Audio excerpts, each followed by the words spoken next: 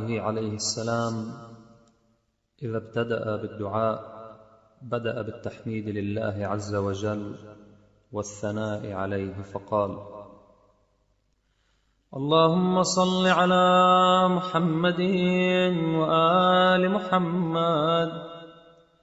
الحمد لله الأول بلا أول كان قبله، والآخر بلا آخر يكون بعده، الذي قصرت عن رؤيته أبصار الناظرين وعجزت عن نعته أوهام الواصفين.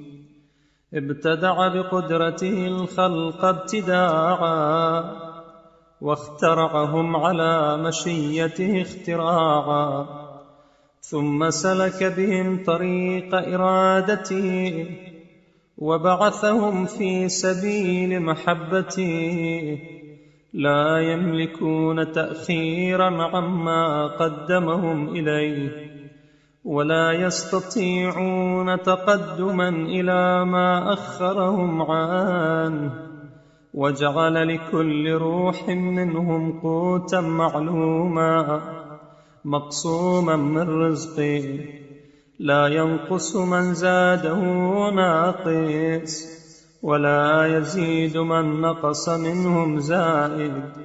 ثم ضرب له في الحياة أجلا موقوتا، ونصب له أمدا محدودا يتخطى إليه بأيام عمره ويرهقه بأعوام دهره، حتى إذا بلغ أقصى أثره واستوعب حساب عمره قبضه إلى ما ندبه إليه من موفور الثواب أو محذور عقاب، ليجزي الذين أساءوا بما عملوا ويجزي الذين أحسنوا بالحسنى.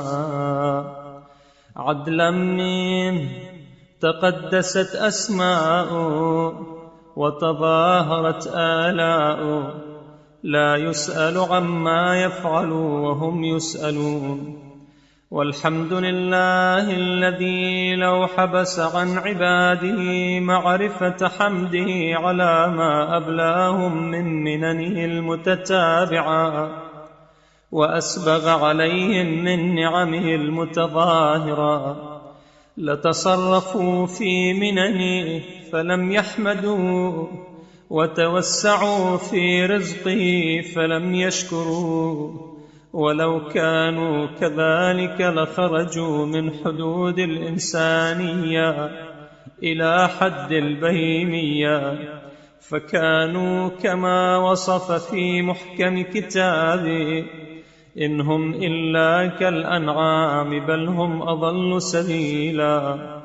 والحمد لله على ما عرفنا من نفسه وألهمنا من شكره، وفتح لنا من أبواب العلم بربوبيته، ودلنا عليه من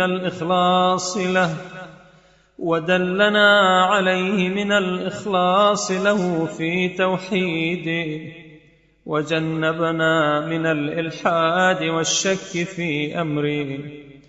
حمدا نعمر به في من حمده من خلقه، ونسبق به من سبق إلى رضاه وعفوه.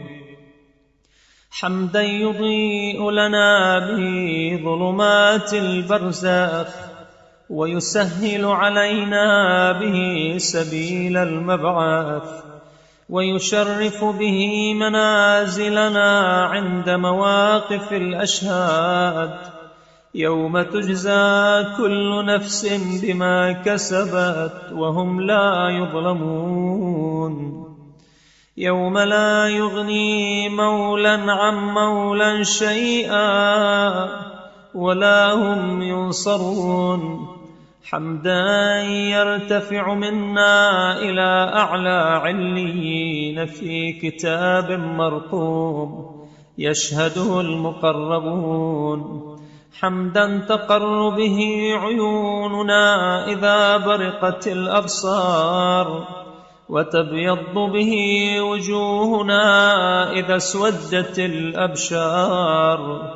حمدا نعتق به من أليم نار الله إلى كريم جوار الله. حمدا نزاحم به ملائكته المقربين، ونضام به أنبياءه المرسلين في دار المقامة التي لا تزول، ومحل كرامته التي لا تحول.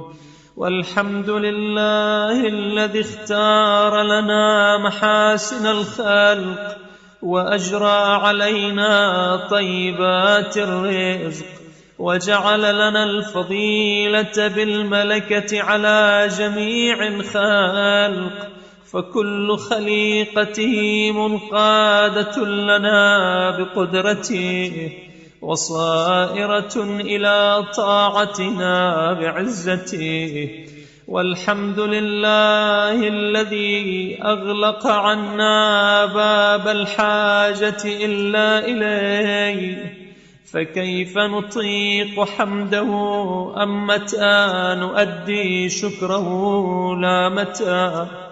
والحمد لله الذي ركب فينا آلات البسط، وجعل لنا أدوات القبض، ومتعنا بأرواح الحياة، وأثبت فينا جوارح الأعمال، وغذانا بطيبات الرزق، وأغنانا بفضله، وأقنانا بمنه، ثم أمرنا ليختبر طاعتنا، ونهانا ليبتلي شكرنا، فخالفنا عن طريق أمره، وركبنا متون زجره، فلم يبتدرنا بعقوبته، ولم يعاجلنا بنقمته، بل تأنانا برحمته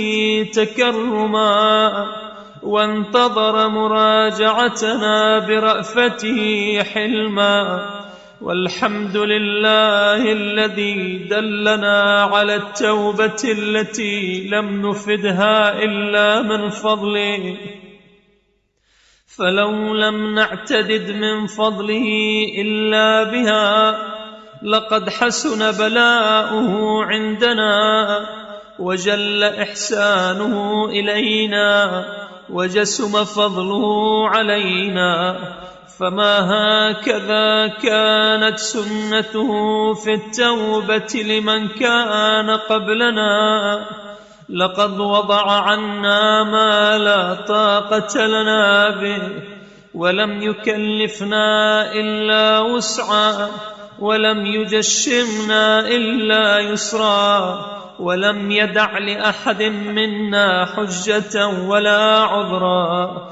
فالهالك منا من هلك عليه، والسعيد منا من رغب إليه.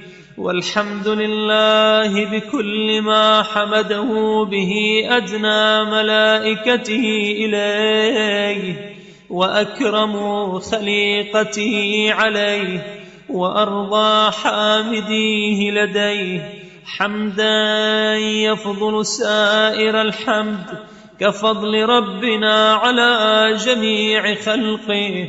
ثم له الحمد مكان كل نعمة له علينا وعلى جميع عباده الماضين والباقين، عدد ما أحاط به علمه من جميع الأشياء، ومكان كل واحدة منها عددها أضعافا مضاعفة أبدا سرمدا إلى يوم القيامة، حمدا لا منتهى لحده، ولا حساب لعدده، ولا مبلغ لغايته، ولا انقطاع لأمده، حمدا يكون وصلة إلى طاعته وعفوه، وسببا إلى رضوانه، وذريعة إلى مغفرته، وطريقا إلى جنته، وخفيرا من نقمته، وأمنا من غضبه، وظهيرا على طاعته، وحاجزا عن معصيته، وعونا على تأدية حقه ووظائفه. حمدا نسعد به في السعداء من أوليائه، ونصير به في نظم الشهداء بسيوف أعدائه. إنه ولي حميد. وصلى الله على سيدنا محمد وآله الطاهرين.